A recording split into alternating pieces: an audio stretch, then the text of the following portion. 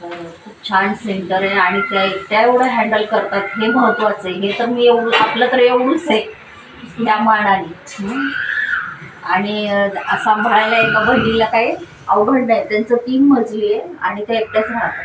त्याच्यासाठी तुम्ही टाळ्या वाजवा. आपल्याला माहिती असतं क्लास खाली आहे, किचन वरती आहे, बेडरूम वरती आहे, कुणी आले तर पाहुणे वरती, आणि एक बहीण किती धावपळ करत असेल मग.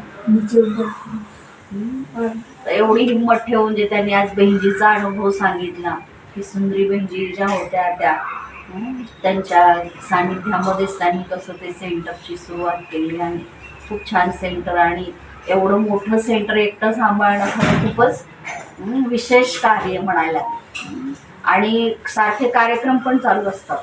स्वतः डॉक्टर असल्यामुळे सारखे व्यसनमुक्तीचे गावागावामध्ये जाऊन ते कार्य त्या करत असतात आणि बाहेर पण जातात. त्यांना तर मी तेच म्हटलं, माहिती असतं तर आम्ही पण असं काहीतरी आज कार्यक्रमच ठेवला असता. इथे आपलं ते SD डेपो आहे जिथे आता एक पण आहे ना 31 मला वाटतं 31 मे तंबाखू मुक्ती दिवस. तर खूप छान त्यांच्या सेवा आहेत. आणि बहिणजींनी काल त्यांना आठवण करून इथे पाठवलं तर बहिणजीचे तर थँक्स आहेच आहे. पण त्यांनी पण आपल्याकडे आल्यानंतर स्वतःहून या बाबांच्या घरात यायचे आणि बाबांचं घर आहे आणि सगळ्यांना खूप छान ते आपल्या अनुभवाने रिफ्रेश करते. आता आपण त्यांना तिलक लावूया बाबांच्या ह्या नवीन घरामध्ये. अशाच बहिणी येत राहू दे. धन्यवाद.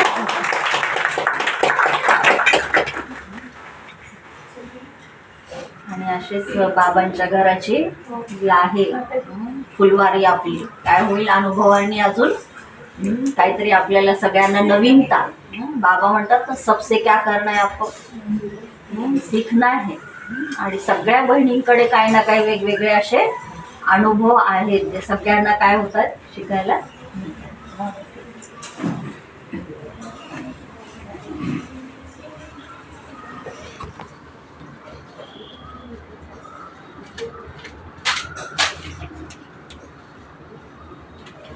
गाणं म्हणायला येतं का?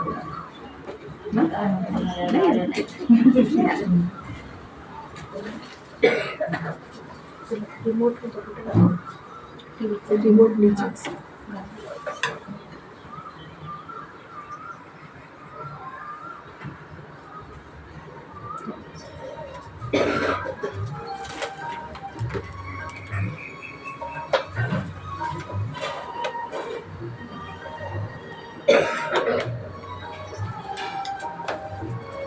तेलीचा डब्बा नंतर त्यांच्या हातात